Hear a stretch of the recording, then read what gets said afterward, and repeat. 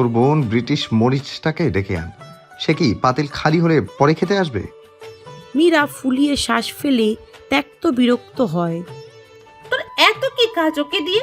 ধপ করে পা নামিয়ে বসে নাবিল, চুলের বেনি টেনে দিয়ে বলে, শোন, তুই ভাবিস না জামাই নিয়ে বসে আছিস বলে আমি অতি ভোলা ভালা উত্তর করব। এত তেলানোর সুযোগ নাই। মুখ হাত পা এখনো লাগামহীন চলে। আমাকে রাগাস না। মামা তোদেরকে গাইড করার গুরুভার আমার কাছেই দিয়েছে। সবাই আসছে কিনা খাচ্ছে কিনা দেখতে হবে না? নয়তো খামোখা সেদে সেদে লুতুপুতু কেয়ার দেখানোর ইচ্ছে আমার নেই। ঠেকা বলছে। মীরা মুখ বাঁকিয়ে বিড়বিড় করে। গুরু ভার দেওয়ার আর মানুষ পায়নি? পর মুহূর্তেই চায় চোখ যায় গেটের পানে, বোনকে দেখে হাতের ইশারা দেখায়। ওই যে আসছে তোর ব্রিটিশ মরিচ। পা মুচকেছে সিঁড়ি দিয়ে নামতে গিয়ে। আম্মু মলম লাগিয়ে দিচ্ছিল এতক্ষণ। কথাটা শোনা মাত্রই নাবিলের মুখভঙ্গি হুট করেই পাল্টে গেল। পা মচকেছে কথাটা যেন চট করেই বুকের ভেতর আধার নামিয়ে আনলো। মুখ তুলে চায় বাড়ির গেটের পানে। আস্তে ধীরে হেঁটে এদিকে আসছে নীরা। পরনে খয়েরি রঙের ভারী কাজের থ্রি পিস, ফর্সা গোলগাল সরু নাকের মুখে প্রসাদনীর আস্তরণ তেমন নেই বললেই চলে। চোখে মুখে একরাশ বিরক্তিভাব মেয়েটার, তবুও যেন পৃথিবীর তাবৎ মুগ্ধতার চেহারায় লেপ্টে প্যান্ডেলে এসে পৌঁছালো নীরা নামক রমণীটি। সকলে একসঙ্গে চাইল ওর পানে। টেবিলের পাশাপাশি এসে দাঁড়াতেই ইফরান হা হুতাশ করে বলে, কোথায় বসবে তুমি?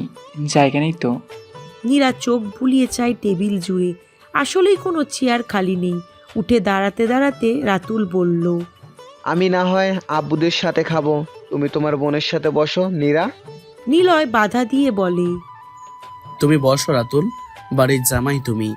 নীরা, তুই আমার চেয়ারে বস, এমনিতেও আমার খিদে নেই। নিহাল স্নেহময় কণ্ঠে বাধা দেয় ওদের। বই এখানে বস, ইরফানকে আমি কোলে নিয়ে নিচ্ছি। তোকে ছাড়া আমরা আরাম করে খাবো তা হয় না। রীতিমতো কে নিজের চেয়ার ছেড়ে দেবে তা নিয়ে ভাগাভাগি, টানাটানির দরনে বাঘ বিতণ্ডা শুরু হয়ে গিয়েছে। এদের অবস্থা দেখে নীরা হাসল নিঃশব্দে। পরক্ষণেই চোখ যায় অপলক চেয়ে থাকা মানুষটার দিকে। নাবিল নির্লিপ্ত অথচ কেমন বিষণ্ণ দৃষ্টিতে চেয়ে আছে। চোখ দিয়েই বলে দিচ্ছে কত কি। এই ছেলেটা মুখে যতটুকু না বলে তার চেয়ে বেশি বলে চোখে চোখে। তার চোখের ভাষা গভীর গাঢ় অপ্রতিরোধ্য। সেসব প্রেয়সী কতটুকু বুঝলো কে জানে। নীরা খুঁড়িয়ে খুঁড়িয়ে ধীরে সুস্থে হেঁটে নাবিলের সম্মুখে দাঁড়ানোর আগেই নাবিল চেয়ার থেকে পা ছেড়ে দেয় নিজের। নীরা হেসে গোপন ইশারায় বসে পড়ে স্বামীর পাশে। ইফরান সহ সকলে ভূত দেখার মতো চমকে চাইল। নির্লিপ্তকে বল নিলয় হাসল মনে মনে। ইফরান ঠোঁট উল্টে অভিযোগের স্বরে বলে, চাচু, তুমি আমাকে কেন বসতে দিলে না তখন? নিরাপবি তো ঠিকই বসে পড়লো। এই বেলায় তোমার আরাম নষ্ট হয় না? নাবিল ভেতরে পোগার ও বিরক্তিভাব আড়াল করে চাইল শান্ত চোখে। ইচ্ছে তো করছে ভাতিজাকে মাথায় তুলে সজোরে ৩-৪টা আছাড় মারতে। তা না করতে পারার আক্ষেপ নিয়ে মনে মনে ওর মায়ের গোষ্ঠী উদ্ধার করে অভদ্র কিছু গাড়ি ছুড়ল। ব্যাটা নিঘাত হিটলার, ব্রিটিশ সাম্রাজ্যের বংশধর, সবখানে খাই খাই স্বভাব। বউকে না বসতে দিয়ে তোকে দেব, মদন পেয়েছিস? কিন্তু মুখে অতি কোমলভাবে বলল, তোর ফুপ্পি এই মুহূর্তে এমার্জেন্সি ক্যাটাগরির রোগী। সিঁড়ি থেকে পড়ে পা মুচকেছে বেচারির। বসতে না দিলে যখন তখন ফিট খেয়ে পড়বে। ভরা মজলিসে ব্যাপারটা খুবই বিব্রতকর। তোরও পা ভেঙেছে? তুইও কি রোগী? বাহ বাহ, ফিডার মুখে তুলে কোলে নিতে হবে। আয় বাপ, কোলে উঠ তাহলে। টসটসা গালে একটু আদর দেই, সব রোগ সেরে যাবে। সকলে হেসে ফেলল একত্রে। নেহাল হুট করেই চোখ ছোট ছোট করে চায় অদ্ভুত মুখভঙ্গি করে, গোয়েন্দার মতো রসিয়ে রসিয়ে শুধায়, এই রে, তোরা কি প্ল্যানিং করে ম্যাচিং ম্যাচিং করেছিস? ড্রেস আপ তো পুরাই মিলে গেল। বসেছিসও পাশাপাশি। কাপল গোলসের বদলে শিবলিং গোলস টাইপ ব্যাপার হয়ে গেল না? বলেই হুহা করে হেসে উঠল নিজেই। এতক্ষণে সকলে খেয়াল করে চাইল ওদের পানে। সত্যি দুজনের পোশাকের রং প্রায় একই। পাশাপাশি বসায় দেখতে লাগছে সদ্য বিয়ে হওয়া কোনো নবদম্পতির মতো। নাবিল ভাইয়ের পানে চাইল গরম চোখে। মনে মনে পৃথিবীর নিকৃষ্ট গালিটা শুনিয়ে দেওয়ার অভিলাষ করলেও বাইরে থেকে রইল নির্লিপ্ত। নিলয় ওর চাউনির অর্থ বুঝে ঠোঁট টিপে হাসল। নীরা তখন থেকে মুখ গোমরা করে নিজের প্লেটের দিকে চেয়ে পোলাওয়ে আঙুল ঘাঁটছে। খাচ্ছে না কিছুই। নাবিল ইশারায় শুধায়, কি হয়েছে? আমি চিংড়ি মাছ দিয়ে খাবো, আমাকে চিংড়ি দেয়নি। রোস্ট আর কাবাব খাবো না। কেমন মন খারাপের স্বরে কথাটা বলল নীরা। নাবিল খেয়াল করে দেখল সকলের পাতে চিংড়ি পড়লেও নেই শুধু নীরার পাতে। বেচারি চিংড়ি মাছ খেতে এত পছন্দ করে, আর অবাগারা ওটাতেই দিতে ভুলে গেছে। আশেপাশে ডাকার মতো কাউকেই পেল না তেমন। নিজের প্লেটেরটা দিয়েও স্বস্তি মিলল না। বউ একটা খেলে কি আর তার পোষাবে? পছন্দ করে মানে পুরো বিয়ে বাড়ির সব চিংড়ি তার বউয়ের প্লেটে পাওয়া চাই। যেখান থেকে হোক হামলে আরও একটা ম্যানেজ করা চাই। আশেপাশে চোখ বুলিয়ে দেখল কেউ এখনও চিংড়িতে হাত লাগায়নি। তবে সবারগুলো লুট করা যাবে না, এদের মস্তিষ্ক বিচক্ষণ। চোরা চোখে চাইল মীরার পানে। বেচারি আপন ভঙ্গিতে খাচ্ছে। শয়তানি বুদ্ধি ফলাতে ওকেই বলির পাঠা বানাতে হবে। আহারে আহারে, ধরনের অসহায় মুখ করে নাবিল ডাকল মীরাকে। মিরু রে। মীরা চায় বিরক্তি নিয়ে। কি সমস্যা? নাবিল দীর্ঘ একখান শ্বাস ফেলল, চেয়ারটে হেলান দিয়ে বলল, শরীরটা মারাত্মক খারাপ লাগতেছে বোন। সারা দেহে কেমন চিনচিনে ব্যথা, মাথার উপর পৃথিবী ঘুরছে, চোখ দুইটায় অন্ধকার দেখতেছি সব, বুকটা ধুকপুক ধুকপুক করে, শ্বাসকষ্ট হইতেছে একটু একটু, খাইতে পারতেছি না। মীরা চোখ মুখ কুঁচকে চাইল পর্যবেক্ষণ করে বিরক্ত নিয়ে। গড়গড় করে বাড়ির প্রবীণ সদস্যদের সকল রোগ বলে দিল নাবিলটা। নানি দাদিদের রোগ সব।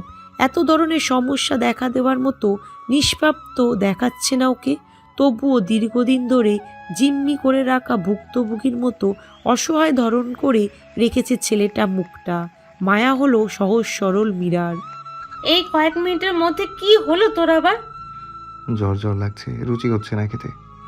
মানে এসব রোস্ট কাবাব খেতে রুচি হচ্ছে না। মীরা বিভ্রান্ত হয়ে চাইল, সামান্য জ্বরে এত সিমটম থাকে? উঠে পড়বি?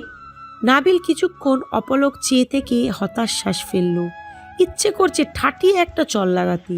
কী সব আলু মার্কা মগজ, এসব দিয়ে খেতে ইচ্ছা করছে না মানে বিকল্প কিছু চাইছে, এটাও মাথায় আঁটে না। এই লাউয়ের ব্রেন নিয়ে সংসার করবে কিভাবে ছেমরি? নিজেকে সংযত করল তবুও। অবলা অবলা ভাব ধরে বলল, না খেয়ে উঠে পড়বো? কেমন দেখায় না? মরেই তো যাচ্ছিস রীতিমতো। কেমন দেখা দেখিতে কি আসে যায়? আর খেতে পারলে খা আস্তে ধীরে। বললামই তো এসব রুচিতে যাচ্ছে না। চিংড়ি মাছ হলে খেতে পারতাম দুটো। কথাটা মীরার প্লেটে লাল টুকটুকে চিংড়িটার দিকে চেয়ে বলল নাবিল। মীরা ওর প্লেটে চোখ বুলিয়ে দেখে বেচারাকে চিংড়ি আসলেই দেওয়া হয়নি। মায়ায় চোখ চায় মীরা, আবার নিজেরটা বিলাতে মন চাচ্ছে না। চিংড়ি যে ওর ভীষণ প্রিয়। মানবতার খাতিরে তবু মুখ গোমরা করে বলল, তুই চাইলে আমারটা নিয়ে নিতে পারিস, অল্প করে খেয়ে রেস্ট নে ঘরে গিয়ে। বলতে দেরি নাবিলের ছো মেরে চিংড়ি মীরার পাত থেকে সরাতে দেরি হলো না। বিস্ময় চোখ বড় বড় হয় মীরার। বলছে বলেই নিতে হবে? লোকজনের ভয়ে মেয়েটা আর বলতেও পারল না কিছু। চাইল অসন্তোষ চোখে। খাবার ফাঁকে ফাঁকে চিংড়ির খোসাটা ছাড়িয়ে আড়ালে রেখা দিল মীরার পাতে। কি মনে করে মীরার চোখ গেল ওর উপর কে জানে। দেখল কোনো প্রকার রোগী রোগী ভাব ছাড়াই মনের আনন্দে নাবিল রোস্ট আর কাবাব দিয়ে মজা করে খাচ্ছে। চিংড়ির সন্ধান নেই সেখানে। খাসির রেজালাও নিল একটু পর। আরামসে বসে 2 প্লেট সাবার করলো এক বসায়। হাঁ হয়ে এলো মীরার মুখ। একে দেখে কেউ মোটেও বলবে না এর কোনো অসুখ হয়েছে।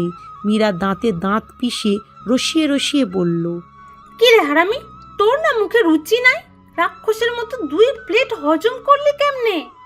নাবিল ওর দিকে না চেয়েই হাত ধুয়ে ড্রিঙ্কসের বোতলের মুখ খুলতে খুলতে জবাব দেয়, তুই আর তোর জামাই একাই যে 6 প্লেট মেরেছিস, আমি কিছু বলেছি? এখনো তো ঠুসা অফ যায় না, কুত্তার মতো মুখ চলছে। যেই হারে খাইলি এক বসায় ব্লাস্ট হবি শিওর। খাবার পরিবেশন মাত্রই টেবিলের পাশে দাঁড়ালেন ডেজার্ট নিয়ে। নাবিল নালিশ করার ভঙ্গিতে জোরে জোরে বলে, মামা খাবার দাবার একটু বেশি বেশি দিয়ে যাবেন না? বাই এনি চান্স হাতি গন্ডাররা গেস্ট হিসেবে আসলে কিন্তু সমস্যা, ওদের জন্য খাবার কম হয়। গেস্টদের ডেকে এনে এভাবে অপমান করা ঠিক না, হোক না হাতি মহিষ। পরিবেশক ওদের ভাই বোনদের রসিকতা ধরতে পেরে হাসলো দাঁত বের করে। অল্প কিছুক্ষণের মধ্যেই মানাকে বিদায় দেওয়া হবে। ইতিমধ্যেই মানার মা খালাদের তুমুল কান্নার রোল পড়ে গিয়েছে। জাঁকজমক বিয়ে বাড়িতে কিছু মুহূর্তের মধ্যে নেমে এসেছে শোকের ছায়া। রক্ষণশীল সমাজের গ্রামের বিয়েতে সচরাচর এরামই হয়। বাড়ির প্রায় সকলেই ওকে এগিয়ে দেওয়ার জন্য পিছু পিছু যাচ্ছে। নীরার ভালো লাগছে না ওখানে, আবার ফিরে যেতেও পারছে না। মীরা শক্ত করে ধরে রেখেছে বোনের হাত। আরও বিদায় দেওয়ায় যে একটা মজার দৃশ্য, সেটা মীরার কৌতূহল না দেখলে বোঝার উপায় নেই। মুখে বিরক্তিভাব নিয়ে রোবটের মতো হাঁটল বোনের হাত ধরে। ভিড়ের মধ্যে হঠাৎ কেউ একজন শক্ত করে টেনে নিল ওকে। ধাক্কাধাক্কির মাঝেও প্রবল নিরাপত্তা দিয়ে সমাগত থেকে বের করে আনলো কেউ একজন। খেয়াল করল না নীরা তাকে। প্রায় 5 মিনিট ধরে জড়িয়ে ধরে রেখেছে নাবিল ওকে। ছাড়াছাড়ির কোনো নাম নেই। নীরা হতাশ শ্বাস ফেলল। এক নিঃশ্বাসে টপাটপ 20-30টা চুমু খেয়ে তবেই ক্ষান্ত হয়েছে ছেলেটা। নীরা মৃদু নড়ে চড়ে বলল, হয়েছে তো। নাবিলের হাতের বাঁধন আরও দৃঢ় হয়। তপ্ত শ্বাস ফেলে কেমন করে যেন, পারলে বুকের মধ্যে ঢুকিয়ে ফেলতো ওকে। ফিসফিস করে বলে, হয়নি তো, ছাড়ো না। আর একটু থাক, এখন আসবে না কেউ। আগামী 10 মিনিট ধরে চলবে ওদের শোককান্না। কতক্ষণ ধরে এই সুযোগটা খুঁজছিলাম জানিস? নীরা কিছুক্ষণ চেয়ে থেকে নিজেই ছেড়ে রাখা হাত দুটো রাখে ওর পিঠে। প্রশ্রয় পেয়ে আরও নৈকট্যে আসে নাবিল। চুমু খায় ঘাড়ে। শরীরে শিহরণ হতেই রেগে মেগে ঘাড় সরায় নীরা। নাবিল যেতে দেয় না ওকে। অবাধ্যের মতো প্রতিশোধমূলক চুমু খায় আরও কয়েকটা। গালে হালকা কামড় বসিয়ে বলে, একেবারে সফট একটু। ইস কি নরম গাল রে ভাই, দেখলেই কামড় বসাতে ইচ্ছে করছে। নীরা এলোপাতারি কিলঘুষি মারতে মারতে বলে, একদম গালের সামনে মুখ নেবে না, আমার দাগ পড়ে যাবে। আমার দিয়ে আরো কত দাগি পড়বে তোর শরীরে। নীরা হালকা করে থাপ্পড় মারল ওর গালে। নাবিল মুখ সরিয়ে হাসল নির্লজ্জের মতো। নীরার হাত দুটো নিজের ঘাড়ে রেখে কোমর পেঁচিয়ে ধরে 2 হাত দিয়ে দৃষ্টি বিনিময় করে আবেদনময় চোখে চোখ বুজে উন্মাদের মতো ঠোঁটে হাসি ঝুলিয়ে বলে, আই লাভ ইউ। নীরা তোতা পাখির মতো হেসে অনাকাঙ্ক্ষিত জবাব দেয়। I hate you. এবারও হাসে নাবিল। ফু দিয়ে সামনের চুলগুলো উড়িয়ে দিতে দিতে বলে, এমন মধুর করে ঘৃণা করতে জানলে করার অনুমতি আছে। আজন্ম তোর ঘৃণার পাত্র হয়ে বেঁচে থাকার সৌভাগ্য হোক আমার। Still I will love you. এটা কেমন করে যেন বেহালার মধুর সুরের মতো ঠেকল নীরার কানে। সদা স্বল্পভাষী মেয়েটারও এই প্রাণখোলা ধরনের মানুষটার সামনে এলে কেমন মুক্ত বিহঙ্গ হয়ে যায়। দুরন্ত এক কিশোরী হয়ে তার নীরব রমণী মন। চারিপাশ থেকে তখন ভেসে বেড়ায় অদ্ভুত এক অল্পবয়সী প্রেমের মতো নরম সুর, কোমল সুভাষ। নীরা মোহগ্রস্ত হয়, ধ্যান হারায়, আবার ফিরে আসে ওই নেশা ধরানো অপলক চোখে। এই চোখজোড়া ভীষণ মায়া করে তাকায় নীরার পানে। ভীষণ আদর করে কথা বলে ঠোঁট জোড়াও। কত মোহতা, কত আনন্দ মানুষটার নৈকট্যে। তাবত পৃথিবীর সকল মুগ্ধতা দেখতে পায় নীরা এই গভীর চোখের সুপুরুষের আশ্রয়ে। সবুজ ঘাসের মতো চাঁদের এক কোণা বিস্তর রূপে বিছিয়ে পড়ে আছে বর্ষার বাগানের বাহারি ফুলের থোকা থোকা পাপড়িগুলো। গুঞ্জন শোনা যাচ্ছে গাছের ডালে বসা ছোট্ট শহুরে চড়ুই পাখিটার। রাস্তার ধারে দূরে কোথাও নিয়নের টিমটিমে আলো ভাসমান। কেবলই অন্ধকার নামল ধরণীতলে। আকাশে চাঁদ উঠেছে মস্ত বড়। মেঘহীন আকাশ হতে থেকে থেকেই গলে পড়ছে চাঁদের নৈসর্গী আলো। বর্ষাকালে সচরাচর মেঘহীন রাতের আকাশের দেখা মেলে না, ব্যাপারটা বিরল। জানলার ফাঁক হয়ে জলজল করছে অদ্ভুত সুন্দর আলোক রশ্মি। কোনো এক অজানা কারণবশত নাবিল বাড়িতে ঢোকার কিছু মুহূর্ত পরেই কিছুদিন আগের ঘটে যাওয়া সেই অনাকাঙ্ক্ষিত ঘটনাটির কথা দাদুকে বড় মাকে জানানোর প্রয়োজন বোধ করল। উদ্দেশ্যটা অবশ্য বর্ষাই। মেয়েটাকে সব কিছু পরিষ্কারভাবে জানানোর দরকার। নিজের অবস্থানের স্বচ্ছতা রাখা দরকার। এই এক পিছুটানের জন্য নয়তো সে বিভ্রান্ত হবে বারবার। দোটানায় আর আগাতে পারবে না সামনে। এসব এত তাড়াতাড়ি জানানোর ইচ্ছে ছিল না নাবিলের। তবে ভাইয়ের কাছ থেকে তার পছন্দের মানুষের কথাটা জানানোর পর থেকে নিজের ভেতর আর উত্তেজনা দমিয়ে রাখতে পারেনি সে। নিলয় তার জীবনের সবচেয়ে প্রিয় মানুষগুলোর মধ্যে একজন। তার সঙ্গে শৈশব যৌবন দেখা না হলেও মেয়েটার জন্য আলাদা একটা টান অনুভব করে নাবিল। ভীষণ মায়া হয় ওর জন্য। এই দুটো মানুষ নিজেদের জীবনের একটা পূর্ণতা পাবে এটা ভেবেই তো বুকটা অন্যরকম প্রশান্তিতে ভরে ওঠে। সবটা জানতে পেরে বর্ষার জন্য ভিতরে পুড়তে থাকা একটা দিকের আগুন এই বুঝি নিভল বলে। বর্ষার প্রতিক্রিয়া অত জটিল ছিল না।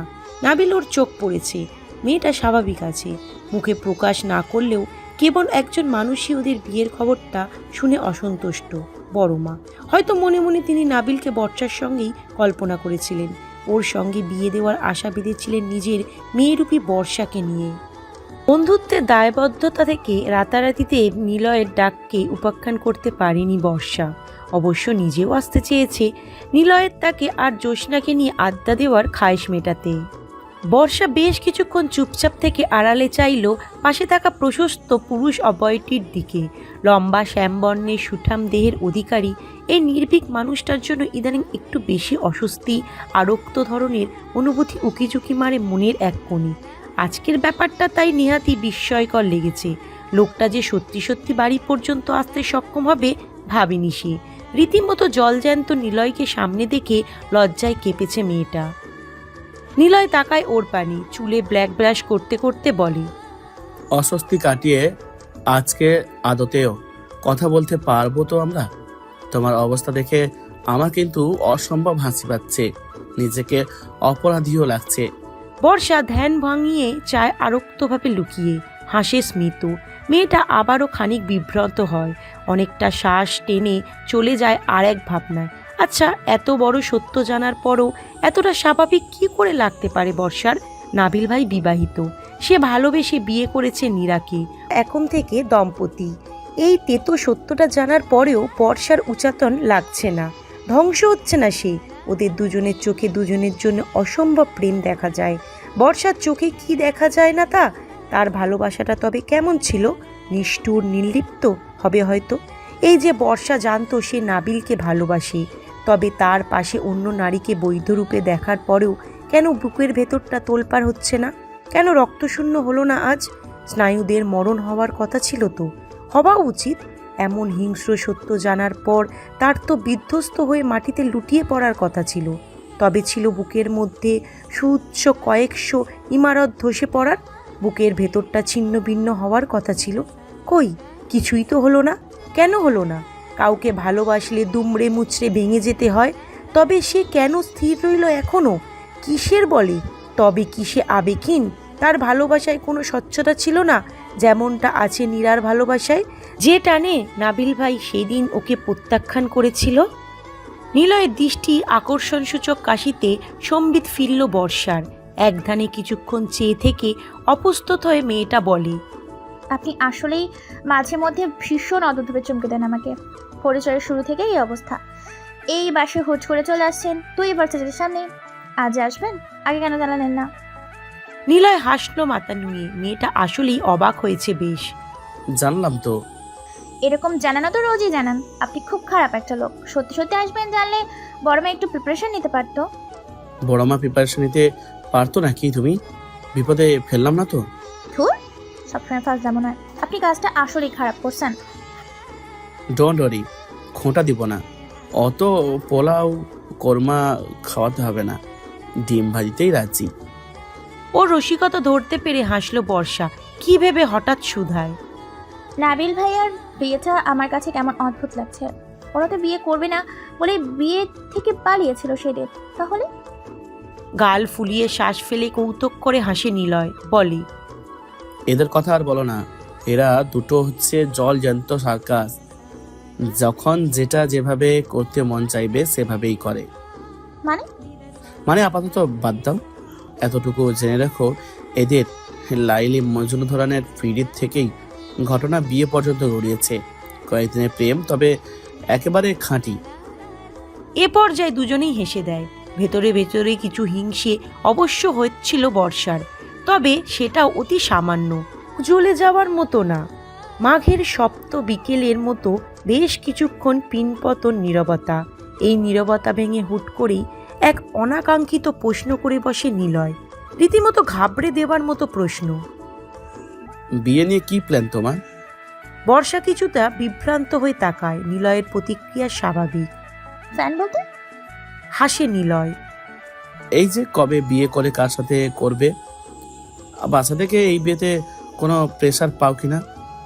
নীরবে শ্বাস ফেলল বর্ষা, দৃষ্টি দূরে রেখে বলে, বাবার এক বন্ধুর ছেলেকে নিয়ে বাসায় বেশ কিছুদিন ধরে কথা বলতে শুনছি।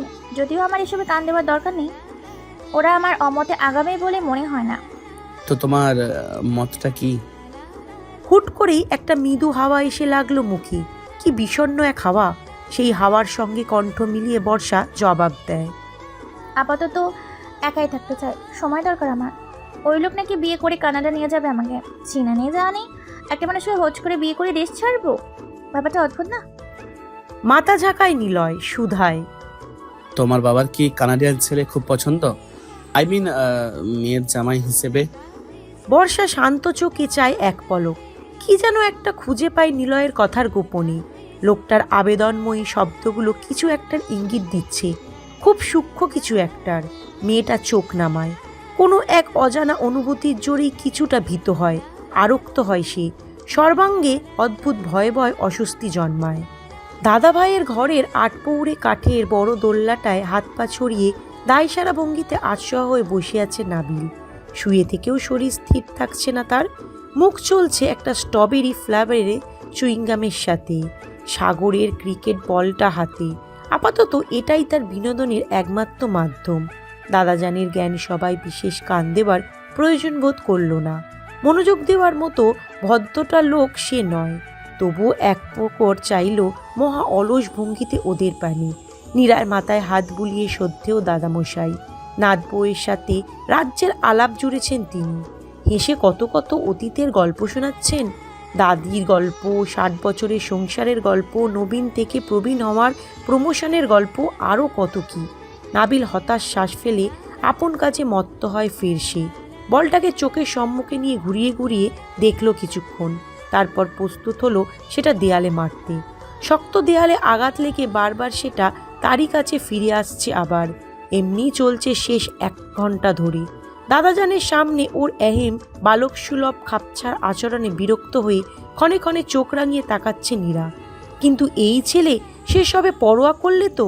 ইস্তিয়াক এহসান হাসলেন ঠোঁট টিপে, নাতি আর নাত বউয়ের গোপন খুনসুটি ধরনের যুদ্ধ দেখে। নাতিরা তার ছোটবেলা থেকেই ভয়ঙ্কর দস্যি ধরনের। নীরবতা তার চোখের দুশ্মন। আজন্ম চঞ্চলতাকে আগলে ধরেছে ছেলেটা। ভয়ঙ্কর অস্থির প্রকৃতির হলেও কোনো এক অলীক কারণে এই ছেলেকে সকলেই ছোট থেকে অসম্ভব স্নেহ করে। অগোছালো স্বাধীন চলাফেরার এই পাজি নাবিলকে খুব অদৃশ্য কারণবশত কেউ এড়িয়ে যেতে পারে না। ইস্তিয়াক এহসানও সেই দিন পারেনি।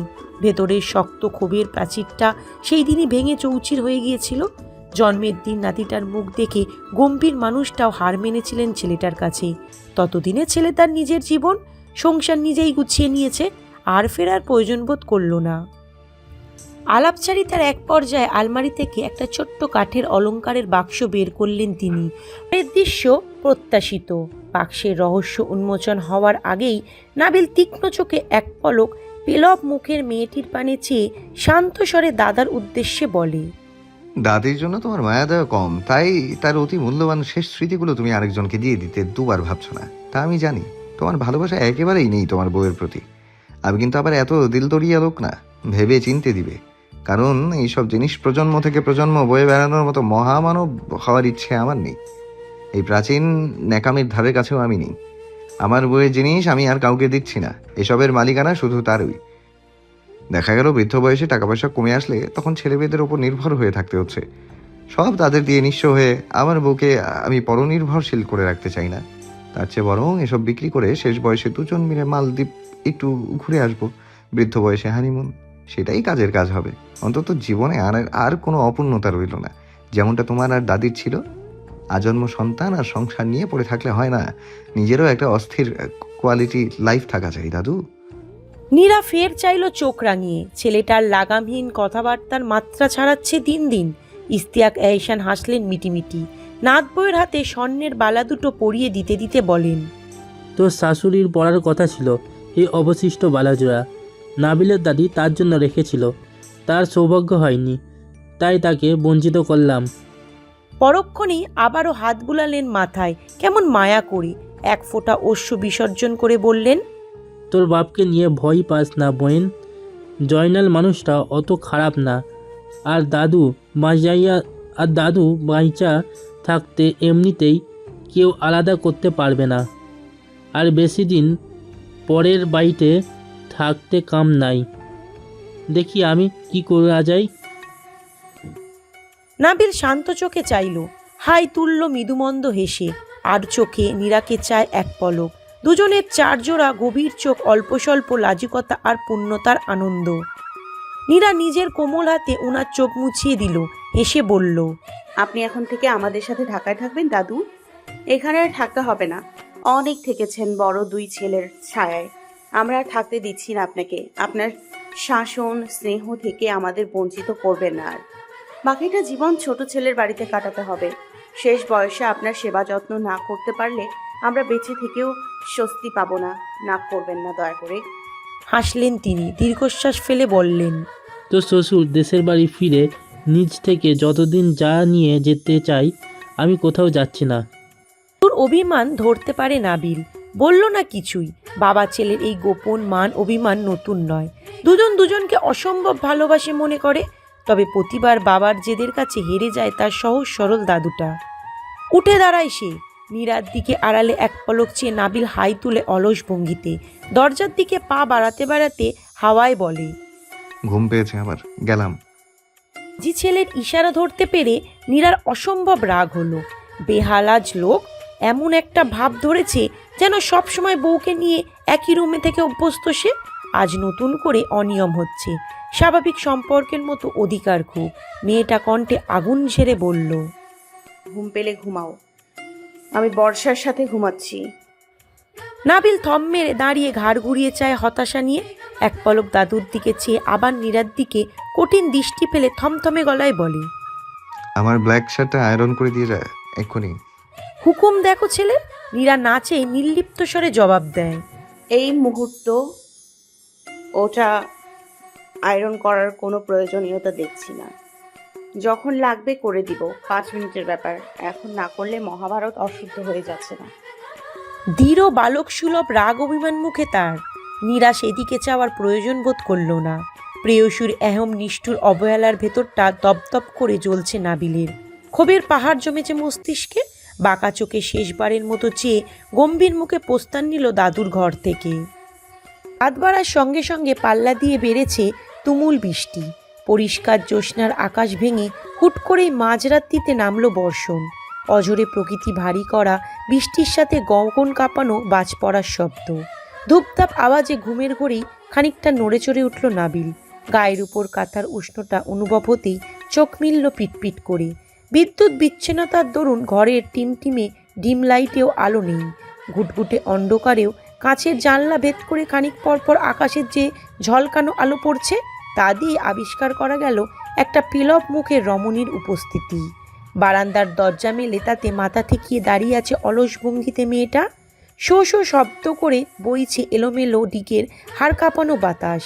নাবিল অবাক হলো না, উঠে বসলও না, ওভাবেই চেয়ে রইল সেদিকে। অদ্ভুত এক বিষণ্ণ ভঙ্গি মেয়েটার দাঁড়ানোর। অকস্মাৎ ঝোড়ো হাওয়া বইতে শুরু করে। বৃষ্টির পানির ঝটকায় সে ঢুকছে ঘরে। নীরা যত্রতত্র দরজা লাগিয়ে দেয়, ফিরে আসে রুমে। নাবিলোর উপস্থিতি টের পেয়ে চোখ বন্ধ করে ফেলে ফের। নীরা খাটের কান্নিসে বেশ কিছুক্ষণ চুপচাপ বসে থাকে ওর পাশে। চুলে হাত বুলিয়ে আলতো করে হুট করে চুমু খায় অভিমানী নাবিলের কপালে। ভিতরে ভিতরে হাসল ছেলেটা। বাপের মতো শুধু বাইরে থেকেই যত জেদ মেয়েটার, তবে একটা ছোট্ট চুমুতে তার সর্বাঙ্গ এলোমেলো। ভেতরটা তোলপাড় করে দিলেও চোখ বুজে অনর রয় পূর্বের ন্যায়। অটুট রাখে আপন অভিমান। নীরা গুটিসুটি হয়ে ওর পাশে শুলো। নাবিলের হাতটা টেনে নিজের কোমরে রাখলো নিজেই। সংযমবশত হাত দুটো শক্ত হয়ে এলো নাবিলের। ইচ্ছা করছে এক্ষুনি চোখ মেলে জোরে সোরে একটা চুমু খেয়ে মেয়েটার সব ক্রোধে পানি ঢেলে দিতে। এত ভদ্রতা নিয়মানুবর্তিতা আর মেনে নেওয়া যাচ্ছে না। নয়তো ঠাটিয়ে দুটো মেরে বলতে ইচ্ছে হচ্ছে একলা ঘুমিয়ে বিয়ের করার জন্য তোকে বিয়ে করেছি বিয়াদব, কিন্তু বলল না, দমিয়ে রাখলো নিজেকে, নিজের অভিমানকে। তুমি কি বাচ্চা নাবিল ভাই? ধূর্ত, ফাজিলটা ঠিক ধরে ফেলেছে ঘুমিয়ে থাকার চোরা অভিনয়টা। নাবিল তবুও জবাব দিল না। নীরা ফের বলে, জেগে আছো সেটা জানি, খামোখা ঘুমিয়ে থাকার ভান ধরবে না আমার সামনে। আমাকে পাশে দেখতে না পেলে বর্ষা খোঁজ করতে চলে আসবে, বেশিক্ষণ থাকতে পারবো না, ওঠো। নাবিল দৃষ্টি মেলে চাইল গাল ফুলিয়ে, চোখে মুখে সে কি ক্ষোভ তার। চোখ খুলেই আচমকা কিছু না বলেই হামলে পড়ল নীরার বুকে। সজোরে প্রচণ্ড ক্রোধের সাথে কামড় বসিয়ে দিল নীরার ঘাড়ে। মেয়েটা ওর কোমল অভিমান ধরতে পেরে হাসে, আর বাধা দেয় না। ব্যথা পেলেও তা দমিয়ে রাখল। দীর্ঘ সময় ধরে সেই অভিমানী দাঁত বসিয়ে রেখে মেয়েটার নরম শরীরে দাগ করে, তবেই ছাড়ল নাবিল। নীরা হতাশ শ্বাস ফেলে ব্যথাতুর জায়গাটায় হাত রেখে স্বাভাবিক স্বরে শুধায়, কমেছে জেদ? শান্ত চোখে চায় নাবিল। সেই ছলছল দৃষ্টিতে কত চাওয়া, কত আকাঙ্ক্ষা, কতই না কাতরতা। সেই নীরবে মাথা দোলায় দুদিকে। নীরা হাসি মৃদু, সান্ত্বনাবাণীর মতো করে বলে, বিয়েটা সকলের অমতে করলেও সংসারটা শুরু করার আগে পুরো ঝামেলাটা মিটমাট করা দরকার। আমি জানি আমরা বৈধ, তাও প্লিজ আর একটু অপেক্ষা করো। এখনো ব্যাপারগুলো ভীষণ ঘোলাটে। এই মুহূর্ত বাবাকে বিষয়টা জানানো মানে বড় ধরনের বোকামি। আমরা তো আছি একসাথে, তাই না? বিয়েটা তো হয়েছে আমাদের, এখন চাইলেই জোড়াকে ভাঙা যাবে না, দূরে সরানো যাবে না আমাদের। ব্যাপারটা ওদের জন্য জটিল। শুনছো তুমি? এদিকে তাকাও। নাবিল চাইল বিষণ্ণ চোখে। লালিত ঠোঁটে তখনও ভীষণ অভিমান ল্যাপটানো।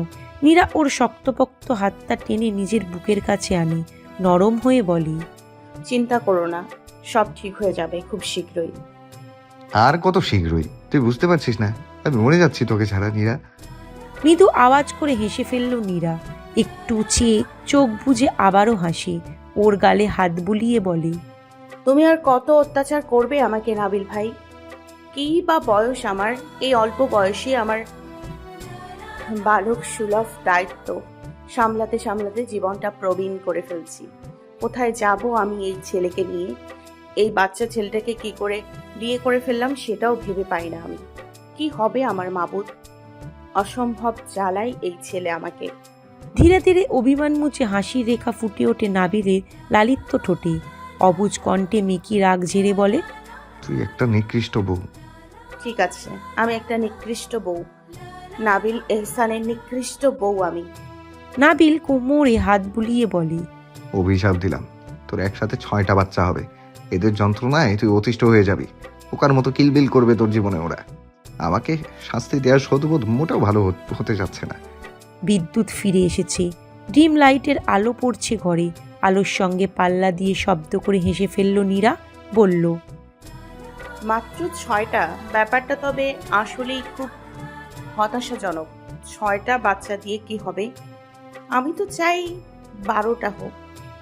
নাবিল বোয়াল মাছের মতো লাফিয়ে উঠল, দৃষ্টিতে বিস্ময় ভাব। 12টা সামলাতে পারবি বেরি তুই? নীরা ওর পুরুষারি বুকে নিজের মাথাকে ঠাঁই দেয়। তৃপ্তিতে শ্বাস ফেলে বলে, তুমি একাই তো 12টার সমান। তোমাকে সামলাতে পারলে ওদেরকেও পারবো। আফটার অল তোমারই রক্ত এক্সপেরিয়েন্স আছে। নাবিল মাথা ঝাঁকায় অবিশ্বাস্য ভঙ্গিতে, চায় ছোট ছোট সন্দিহান চোখে। নীরা ওর চাওয়ার ধরন দেখে হাসে আবারও। কি নিষ্পাপ সেই চাহনি! ছেলেটার পানে চাইলেই কেন যেন নীরার বুক ভেঙে আসে। ইচ্ছা করে খুব যত্ন করে বুকের মধ্যে জায়গা করে দিতে ওকে। সারাক্ষণ যত্ন চাই ভাব এই ছেলের। বেড়ালের স্বভাব, সর্বক্ষণ শুধু উষ্ণ আদরের অভিলাষ। নীরা মায়া করে হেসে চোখে মুখে হাত রাখে ওর।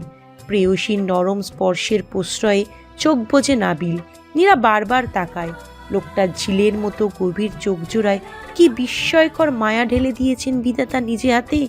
শরতের কাশফুলের মতো শুভ্র স্বচ্ছ একটা মুখ। আহা, কত পবিত্রতাও ও মুখে, কত আহ্লাদ, কত নিষ্পাপ ভাব। এই একটা চেহারার তাকালে পৃথিবীর সব ক্লান্তিভাগ এক নিমেষেই গুচ্ছে যাওয়া সম্ভব। সম্ভব শরীরের প্রতিটা নিউরনের সচল হওয়া। সে একটা জাদু, তার উপস্থিতি জাদু, তার কথা জাদু, তার সংস্পর্শ জাদু। নিযুত মোহতা ভরে রাখা জাদুর পুরুষ নীরার এই নাবালক মনের পুরুষটা। সে হাসলে হাসে পাহাড়, সমুদ্র, ঝর্ণা। অভিমান করলে ভেঙে আসে সুবিশাল দেহী আকাশও। তার লালিত্য আবেদনময় ঠোঁটে যেন সবই মানায়, সব। বলি ভোরের প্রহর নামল চরাচরে। কাক ডাকা নবদিগন্তে স্বচ্ছ আকাশের মোলায়েম আলো ছুড়ল এহসান মঞ্জিলের চৌকাঠ। কোমল উজ্জ্বলতা পড়ল নাবিলের জন্য বরাদ্দ ঘরের সফেদ চাদরে। দক্ষিণা বাতাসে জানলার ধপধপে সাদা পর্দাটাও মৃদুমন্দ নড়ছে। এর আলোটা চোখ ঝাঁঝানো রোদের মতো তপ্ত, কিংবা খুব বিরক্তিকর মিটমিটে না। ঝলসানো অহমিকাবিহীন ছায়াময় একটা মিষ্টি মিষ্টি সকাল। মায়ের আঁচলের মতো স্নিগ্ধ উমের প্রলেপ সে ছাওয়ায়, কিছুটা শীতল আর নরম ছোঁয়া তাতে। সেই নরম আলোয় ডাকাডাকি উপেক্ষা করে দাদি স্নেহের হাতের নকশা করা কাঁথাটা গলা পর্যন্ত উঠায় নাবিল। ফের মৃদু আহ্লাদ করে নড়ে চড়ে আবারও ঘুমের দেশে পাড়ি জমায়।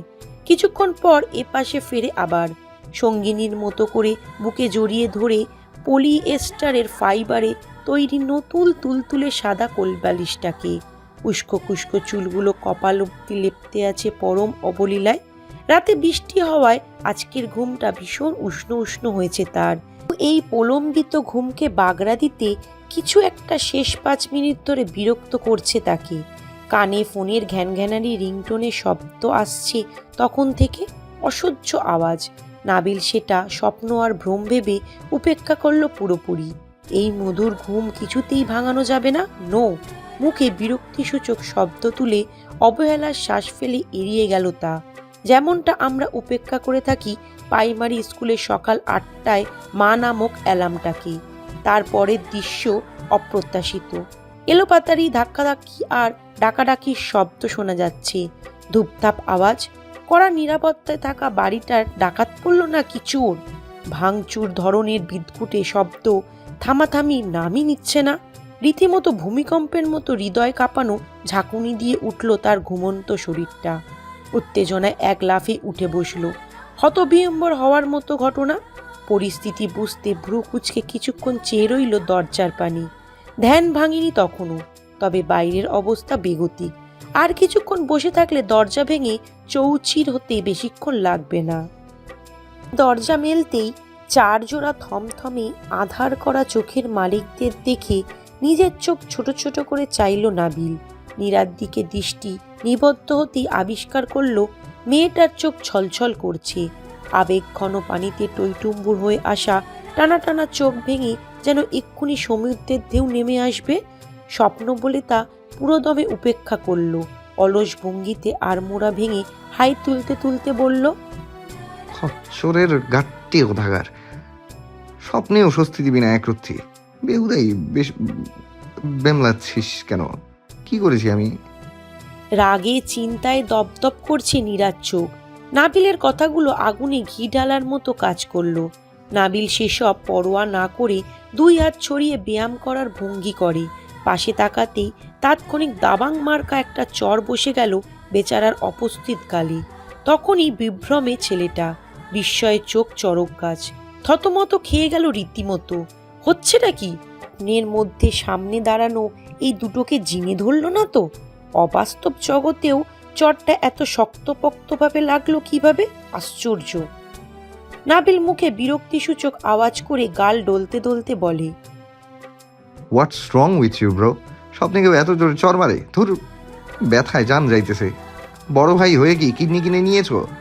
এই চর বাস্তবে আমার বউয়ের সামনে ভুলেও মাইরো না। সব বউদের কাছে সাবিরা হয় শাহরুখ খান। তুমি 1 সেকেন্ডে বানিয়ে দিলে আমাকে জায়েদ খান। কিছু হইল?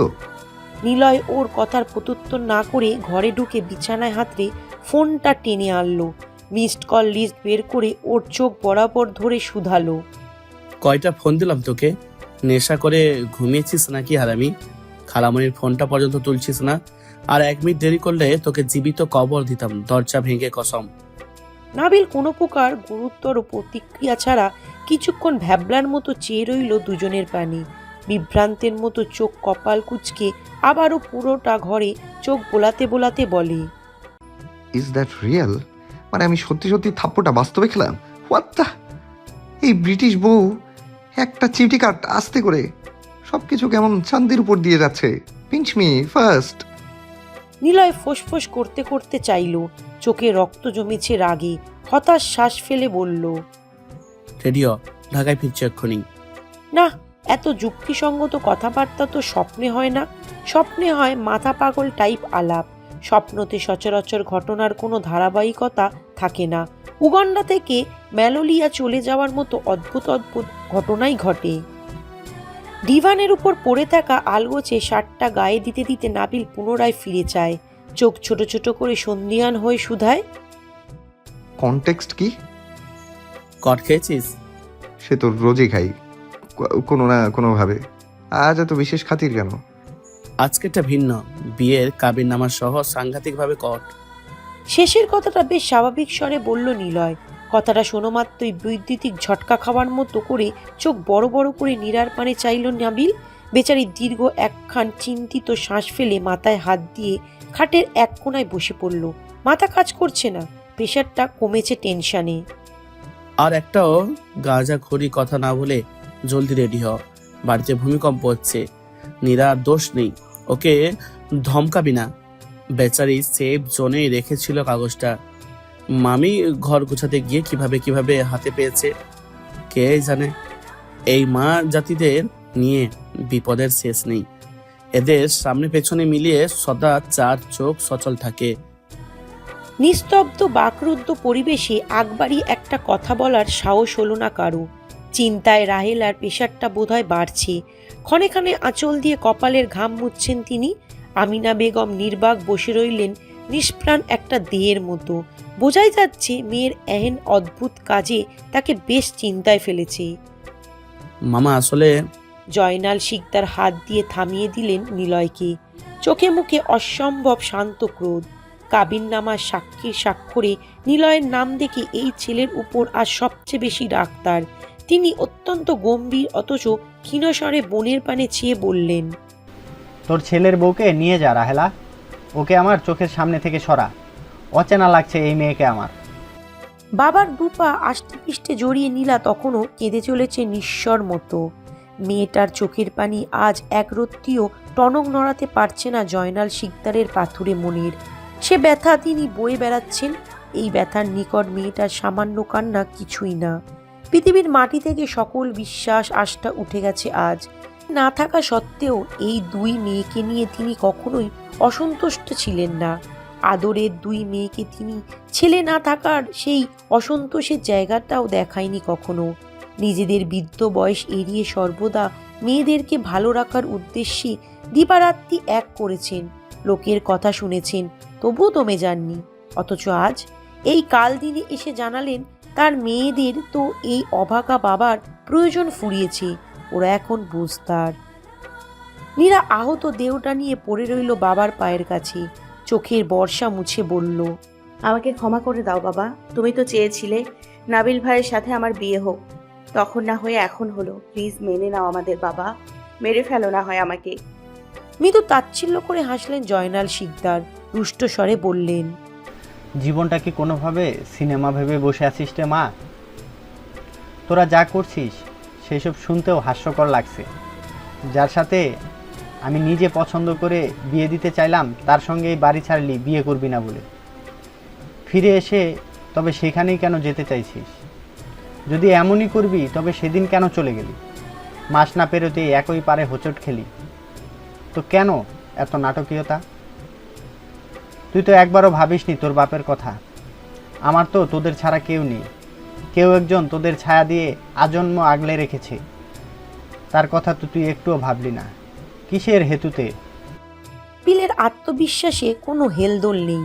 সে আজন্ম বেয়ারা বেপরোয়া।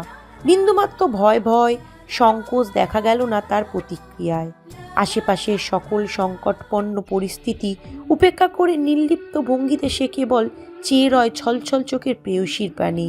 নীরা দিক বিদেক ভুলে অঝরে কেঁদেই চলেছে। চোখ দুটো থেকে ক্ষণে ক্ষণে মেঘ গড়িয়ে পড়ছে মেয়েটার। ওকে এমন নিঃস্বর মতো কাঁদতে দেখে মোটেও ভালো লাগছে না নাবিলের। তত্তর করে রাগ বাড়ছে তার। ইচ্ছা করছে ঠাস ঠাস করে দুটো থাপ্পড় লাগাতে এমন কান্নার বদৌলতে। এভাবে মেঘনা যমুনা এক করে কাঁদার কি হলো এই মেয়ের? কি সমস্যা ওর? মামা, যা হয়েছে তাতে আমাদের কারুরই হাত ছিল না। সব কিছুতে এত জটিলতা যে আমি বোঝাতে চাইলে আপনি হয়তো বুঝবেন না। বুঝলেও মেনে নিতে সমস্যা হবে। আমি নীরাকে ভালোবাসি। এই মুহূর্তে এর চেয়ে সহজ সত্য ব্যাখ্যা আর হয় না। আমাদেরকে নিজেদের সংশোধন করার সুযোগ দিন। জানি পদ্ধতিটা ভুল ছিল, তবে কিছু করার ছিল না, বিশ্বাস করুন। শাস্তি স্বরূপ আপনি যা বলবেন তাই করব। প্রত্যুত্তরে কেমন ক্লান্ত মুখে হাসলেন তিনি। চেহারাটায় লেপ্টে আছে অসম্ভব রকমের গাম্ভীর্যতা। তিনি মেয়ের মাথায় হাত রাখলেন আলগা করে, মলিন স্বরে বললেন, তোর উপরে আমার অধিকার ফুরিয়েছে মা। বাবা হওয়ার খাতিরে লালন পালন করে বড় করেছি, ব্যাস এতটুকুই। এখন থেকে তুই মুক্ত, দায় মুক্ত হলাম আমি। বড় হয়েছিস তোরা দু বোন, নিজেদের ভালো মন্দের হিসাব নিজেরাই করতে জানিস। মা বাবার প্রয়োজন থাকার কথা না এখন আর। যাও, তোদের যেখানে ইচ্ছে যার সাথে ইচ্ছে চলে যা। তোর ছেলের বউকে নিয়ে যা রাহেলা। কারো হেলদোল দেখা গেল না প্রত্যুত্তরে। পুরোপুরি গুমোট একটা পরিস্থিতি। জয়নাল শিকদার নিজের পা থেকে মেয়ের হাত সরিয়ে নিঃশব্দে প্রস্থান নিলেন। যাওয়ার আগে বলে গেলেন, খুব বুঝদার হয়ে গেছিস। আশা করি ভবিষ্যতে বাপ নামক মানুষটার আর প্রয়োজন পড়বে না। আহত বৃক্ষের মতো চেয়ে রইল নীরা বাবার যাওয়ার পানে। কি নিষ্ঠুর পদচারণ বাবার! ঠেলে ঠেলে ক্ষণে ক্ষণে ডুকরে কেঁদে উঠল মেয়েটা। অনিচ্ছায় চোখ ভরে উঠছে শ্রাবণ মাসের দিঘির মতো। বাবার ভারী ভারী কথাগুলো নীরার ভেতরটা তোলপাড় করে দিচ্ছে। অসম্ভব অনুশোচনায় শেষ হয়ে যাচ্ছে মস্তিষ্কের প্রতিটা নিউরন। রাইলা বেগম স্নেহময় হাত রাখলেন ভাতিজির মাথায়। নীরা সঙ্গে সঙ্গে বুকের ওপর ঝাঁপিয়ে পড়ল ফুপির। মাতৃমায়া থাকা এই মানুষটা স্নেহে ভেতরে সকল দুঃখ বেয়ে বেয়ে পড়তে চাইল। নাবিল কখন এসে পাশে দাঁড়ালো খেয়াল করল না ওরা। সে নীরার হাতটা ছাড়িয়ে নিজের কাছে টানতে নিতেই রাহেলা বেগম বাধা দিলেন। মায়ের এহেম ব্যবহারে নাবিল হতবিহ্বল হয়ে চায়। রাহেলা ছেলের পানে চাইলেন করুণ করে, দৃষ্টিতে ভীষণ অসহায় ভাব মায়ের। তিনি অত্যন্ত স্বাভাবিক চোখে পুনরায় চাইলেন নীরার চোখে। কণ্ঠে মলিনতা টেনে বললেন, আমি জানি আমার ছেলেটাকে তুই অসম্ভব ভালোবাসিস। আমার ছেলেটাও তোকে ছাড়া থাকতে পারবে না। আমি তো মা, চিনি আমার ছেলেকে। আমার পরে দুনিয়া তোলপাড় করা ভালোবাসাও কেবল তোকেই বেসেছে। আমার ভাইয়ের ছোট্ট কন্যাটা তার প্রাণ ভোমরাজে। আমি আমার ছেলেকে কষ্ট পেতে যেমন দেখতে পারবো না, তেমন আমার ভাইয়ের মন ভেঙেও তোকে আমার ঘরে নিয়ে যেতে পারবো না। আমি মা হিসেবে কি চাই সেটা তোরা দুজনেই জানিস। তাই বলছি, যদি ভাইজানের ভুল ভাঙাতে সক্ষম হতে পারিস, তবেই তোকে ঢাকা ঢোল পিটিয়ে আমার ছেলের জন্য তোকে নিয়ে যেতে আসবো। তবেই তোকে ঢাক ঢোল পিটিয়ে আমার ছেলের জন্য তোকে নিয়ে যেতে আসবো। তার আগ পর্যন্ত এই গোপন বিচ্ছেদ সয়ে নে। সেটা যদি হয় আজীবনের জন্য, তাহলে সেই সময় পর্যন্ত অপেক্ষা কর। কেবল একসাথে থাকতে পারাটাকেই থাকা বলে না রে, তোদেরকে অগ্নি পরীক্ষার সম্মুখীন হতে হবে। নাবিল বিরক্তিসূচক শব্দ করল মুখে। আবল তাবল না বকে ওর জামা কাপড় রেডি করে দিতে বলো মামুনিকে। বউ আমার, সিদ্ধান্ত আমার। তোমার ভাইয়ের কথায় হবে? এই প্রথম ছেলেকে বড্ড অচেনা লাগছে, স্বার্থপর লাগছে। ছেলের কথার প্রত্যুত্তর না করে নীরাকে শুধায়, এর পরেও যদি তুই যেতে চাস, আমি আপত্তি করব না। বল কি চাস? নীরা দীর্ঘশ্বাস ফেলে চোখ মুছল। শান্ত চোখের মানুষটার দৃষ্টি তখনও ওর পানে।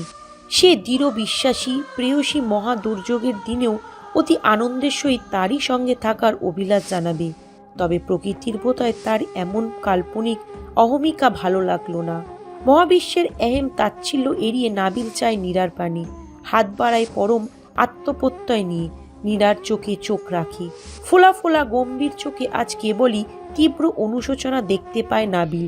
নাবিল হাত ওভাবে রেখেই বলে, সব ঠিক হয়ে যাবে, চলো। কিছু ঠিক হবে না নাবিল ভাই। আব্বুকে আমি চিনি, সব দোষ আমার কারণে এসব হচ্ছে। আব্বুকে আমরা কখনোই খুশি করতে পারিনি। এই মানুষটা আমাদের জন্য কি না করেছে। আমাদের আরো ভাবা উচিত ছিল। অনেক বড় বোকামি করে ফেললাম নাবিল ভাই। বলেই ঝরঝর করে কাঁদতে লাগলো আবারও। নাবিল চোখ বুজে বিষণ্ণ শ্বাস ফেলে। মেয়েটার চোখের পানি সহ্য হচ্ছে না তার। আমরা পরিস্থিতির শিকার।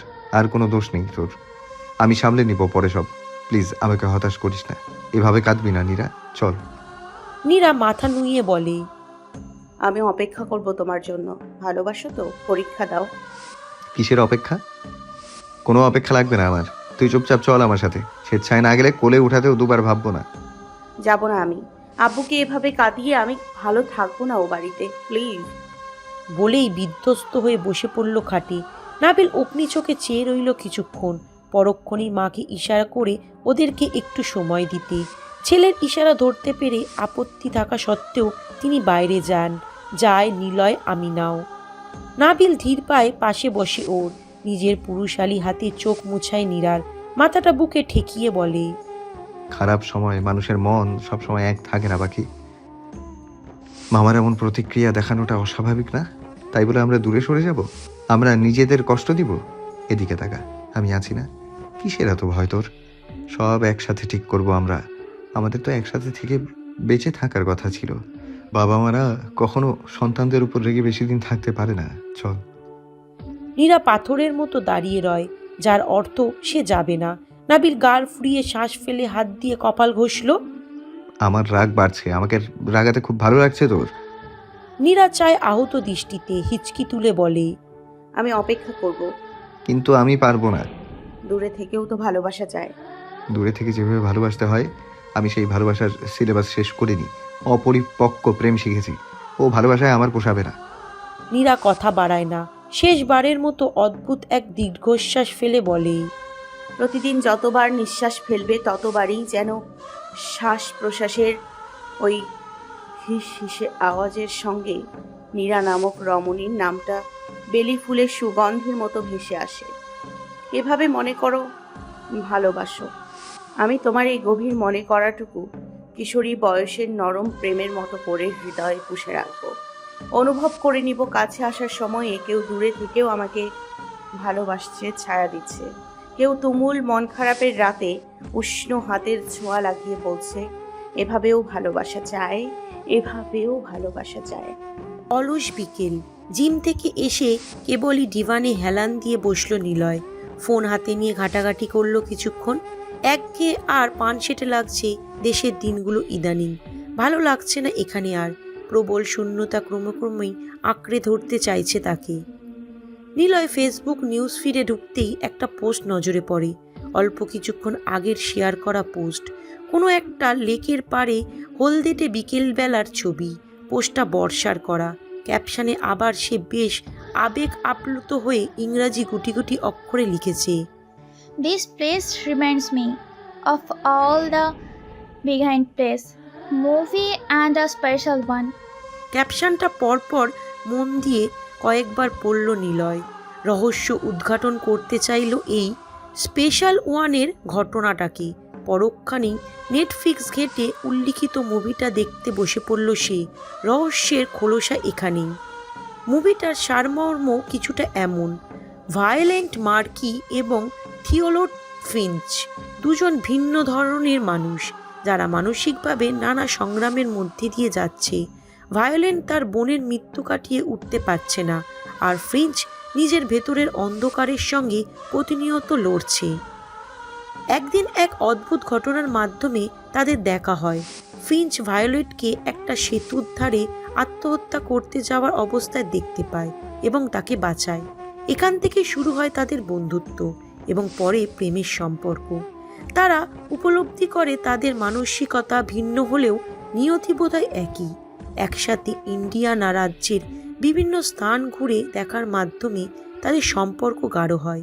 সেসব স্থান ওদের সম্পর্কের সেতু, যাদেরকে ওরা নিজেদের জীবনের ব্রাইট প্রিন্সেস বলে জানে। পরবর্তীতে নায়কের অনুপস্থিতিতে নায়িকার যতবার নায়ককে মনে পড়েছে, সে সেসব জায়গায় তাৎক্ষণিক ছুটে গিয়েছে ততবার। নায়কের অস্তিত্ব খুঁজে বেরিয়েছে সেসব উজ্জ্বল স্থানগুলোতে। যদিও এই মুভির আরও গভীর বিশ্লেষণ আছে, তবে নিজের জীবনের সঙ্গে সঙ্গতিপূর্ণ হওয়ার জন্য এতটুকু মিলই যথেষ্ট নিলয়ের জন্য। 2.5 ঘন্টার মুভিটা দেখে শেষ করে আবার ফিরে যায় বর্ষার টাইমলাইনে। ভালো করে মনোযোগের সহিত দেখে ছবিটা। ধর্মসাগর পাড়ের লেকের পাশের জায়গাটা। এটা বোধহয় সেই জায়গাটাই যেখানে নিলয় আর বর্ষা প্রথমবার নিজেদের আগ্রহে দেখা করেছিল। কয়েক ঘন্টা কাটিয়েছিল এখানে। হ্যাঁ, এখানেই তো। ছবিটা দেখতে দেখতে এক ফালি আনন্দের হাওয়া কোথা থেকে এসে ফুঁ দিল নিলয়ের চোখে। মনের ভেতর অদ্ভুত এক স্বস্তি ঘিরে ধরে তাকে। কেমন একটা হালকা ভাব হৃদয়ে, অন্যরকম অল্প স্বল্প প্রাপ্তির আনন্দে ভারমুক্ত লাগছে কিছুটা। সেই দিন ওদের বাসা থেকে হুট করেই চলে আসায় বর্ষার সঙ্গে কথা হয়ে ওঠেনি নিলয়ের। এরপর অবশ্য বর্ষাই স্বেচ্ছায় কয়েকবার যোগাযোগ করেছে। এর মধ্যে নিলয় নিজের গরজে যোগাযোগ করার আগ্রহ দেখায়নি একদিনও। সেদিন রাতে ছাদে এতগুলো ইঙ্গিতের বিপরীতে মেয়েটার নির্লিপ্ততা নিলয়কে কিছুটা পিছু হটিয়ে দিয়েছে। সে বরাবরই আত্মসম্মানবোধ সম্পন্ন নির্ভীবাদী একজন মানুষ। এভাবে একটা মেয়ের সম্মুখে নিজের এহেন ব্যক্তিত্বহীন অনুভূতি প্রকাশের ধরনের জন্য নিজেও একটু লজ্জিত হয়েছিল। অবশ্য বর্ষাকে বুঝতে দেয়নি, তবে ভিতরে ভিতরে খুব অস্বস্তি হয়েছে। চেয়েও ওর সাথে যোগাযোগ করার জন্য। বর্ষা স্বেচ্ছায় গত দুদিন ধরে ফোন করাতে কিছুটা স্বস্তি লাগছে। অস্বস্তিটুকুও কমেছে অনেকখানি। কেন যেন মনে হচ্ছে এই ক্যাপশন, এই ছবি নিলয়কে উদ্দেশ্য করেই শেয়ার করা। কিছুটা বিবেকের অমতে গিয়েই টেক্সট করে বসলো মেয়েটাকে। I think you should be clear. একটা প্রপার সমাধানে আসা উচিত আমাদের। You are not immature. এই মন আর মস্তিষ্কের খেলা আর কতদিন বলো? আমি কেবল আর 1 মাস আছি দেশে। মনে রেখো, শুধু 1 মাস। নিজের ভেতরকার প্রশ্নগুলোকে ডিল করো। আমি তোমার ডেস্টিনি হতে চাই বর্ষা। কমলারঙা বিকেল ছাপিয়ে কেবলই অন্ধকার নেমেছে ধরায়। শ্রাবণ ভাদ্র মাসে এমনিতেও একটু বেলা করে রাতের আঁধার নামে। রাহেলা কেবলই মাগরিবের নামাজে বসলেন। মোনাজাত শেষ করে জায়নামাজেও বেশ কিছুক্ষণ বিভ্রম হয়ে বসে রইলেন। আর প্রতিদিনকার অভ্যাস, অন্যরকম এক শান্তি খুঁজে পান এতে। এক ডানে কোথায় একটা চেয়ে মোহচ্ছন্নের মতো তাজবি পড়ছেন। চোখ বেয়ে ঢলঢলে দিঘির মতো পানি গড়িয়ে পড়ছে। থেকে থেকেই সন্ধ্যাটা ভারী হয়ে আসছে অদ্ভুত এক বিষণ্ণতায়। কোথায় একটা শূন্যতা টের পেন। উঠে জায়নামাজ ভাঁজ করে আহত চিত্তে ছেলের ঘরে উকি মারলেন। 2 দিন ধরে নাবিলের জ্বর। ছেলেটা বিছানা ছেড়ে উঠছে না, খাচ্ছে না ঠিকঠাক, না দেখাচ্ছে ডাক্তারকে। অদ্ভুত এক জেদ নিয়ে 2 দিন ধরে বিছানা শয্যাশায়ী হয়ে পড়ে আছে। চোখ মুখ থমথমে, চেহারায় হাসির রেশমাত্র নেই। সারাক্ষণ হই হই করে বেড়ানো প্রাণোচ্ছল ছেলেটার এহেন নীরবতা তার সরলা মাকে ব্যথিত করছে। ছেলেটার নিষ্প্রাম দুঃখী দুঃখী মুখটার দিকে তাকালে হু হু করে ডুকরে কেঁদে ফেলতে ইচ্ছা হয় তার। তিনি ধীর পায়ে ছেলের শিউরে বসলেন। মাকে দেখা মাত্রই ভাবনা থেকে বেরিয়ে সহজ দৃষ্টিতে চাইলেন নাবিল। মা ছেলের মুখে কোনো কথা নেই বেশ কিছুক্ষণ। দৃষ্টি বিনিময় হলো নীরবে কেবল। ছেলের তপ্ত কপালে হাত রেখে একটা প্রলম্বিত শ্বাস ফেললেন রাহেলা। চুলে হাত বুলাতে বুলাতে জানতে চাইলেন, কেমন লাগছে এখন? নাবিল জবাব না দিয়ে নিশ্চুপে চেয়ে থাকে মায়ের কোমল মুখের পানে। মৃদু হাসার চেষ্টা করে। মায়ের হাত টেনে আবারও রাখে নিজের মাথায়। শান্ত স্বরে শুধায়, মুখটা এমন শুকনা লাগছে কেন তোমার? কিসের শোকে শোকা হতো আমার বউয়ের শাশুড়িটা? এত দুঃখ কেন? ছেলের মেয়েকি রসিকতা ধরতে পারে মা, তবে প্রতিক্রিয়া দেখায় না। নিশ্চুপ চেয়ে থাকে কেবল। ছেলের দুঃখ ব্যতীত পৃথিবীর কোনো দুঃখই তার দুঃখ বলে মনে হয় না। বিবেক আর রক্তের সম্পর্কের কাছে এই আবেগটুকু যে হার মানে মাঝে মাঝে মানাতে হয়। মার হাত নিজের গালের কাছে নিয়ে ফের বলে, সত্যি করে একটা কথা বলো তো আম্মু, মামা কি তোমারই ভাই? আপন ভাই? নির্ভেজাল? ফরমালিন নেই তো? ছেলের এহেম প্রশ্নে ভ্রু কুচকে চায় রাহেলা। মনে মনে বিস্মিত, রাগান্বিত হলো। মুখে ফোঁস করে শ্বাস ছাড়লেন কেবল। নাবিল চোখ বুজে স্বাভাবিক হওয়ার ভান করে রসিয়ে রসিয়ে বলে, তোমার এই ভাইকে নানা ভাই কোনো এক ঘসেটি বেগম টাইপ মহিলার কাছে থেকে দত্তক এনেছে, আমি ড্যাম শিওর। নয়তো আমার আম্মুর মতো এমন একটা লক্ষ্মী প্রতিমা রমণীর এমন বিটকেল ভাই হতেই পারে না। I have doubt. বলেই নিজেই হুহা করে হাসল। হেলদোল দেখা গেল না রাহেলার মুখে। অপলক চেয়ে রইল ছেলের পানে। মাকে হাসানোর, মন ভালো করার কি মিথ্যা প্রচেষ্টা ছেলেটার। মাতৃবক্ষ মুচড়ে ওঠে ছিঁজের ছেলের ভিতরের অস্থিরতার কথা ভাবলে। এই ছেলে এমনি এমনি অসুস্থ হয় না। অতিরিক্ত দুশ্চিন্তায় এমন হয়েছে ওর। জ্বরে চোখ দুটো কেমন রক্তিম হয়ে আছে, এলোমেলো খাপছাড়া চুলগুলো লেপ্টে আছে কপাল অব্দি। মা খেয়াল করে এমন মলিন অসুখেও কি সুন্দর দেখাচ্ছে ওকে, কি বিষাদ মায়া। মনে মনে দোয়া পড়লেন তিনি, লোকের কুদৃষ্টি থেকে এই আদুরে মুখটা রক্ষা করার দোয়া, মানুষের ধ্বংসাত্মক চাহনি থেকে ছেলেকে নিরাপদে রাখার দোয়া। নাবিল তোতা পাখির মতো জ্বরের ঘোরে কত কথা বলে যাচ্ছে, হাসছে নিজে নিজেই। রাহেলা বিপরীতে হাসলেন না, রাগও করলেন না। মার মন ভোলানোর জন্য ছেলের কৃত্রিম অভিনয়টুকু বোধহয় ধরতে পারলেন তিনি। ফোন বাজে নাবিলের, পরপর কয়েকবার রিং হলেও সে উঠে রিসিভ করলে না। বাবার ফোন, ভিডিও কল। নাবিল বারিশের নিজ হাতে ফোনটা মাকে ধরিয়ে দিল। এই ভিডিওটি যদি আপনাদের ভালো লাগে তাহলে অবশ্যই লাইক করবেন ও আপনাদের মূল্যবান মতামতটি কমেন্ট করে জানাবেন। আর এরকম ভালোবাসার ভিডিওগুলি দেখার জন্য আমাদের চ্যানেলটি সাবস্ক্রাইব করে আমাদের সাথেই থাকুন। ধন্যবাদ সবাইকে।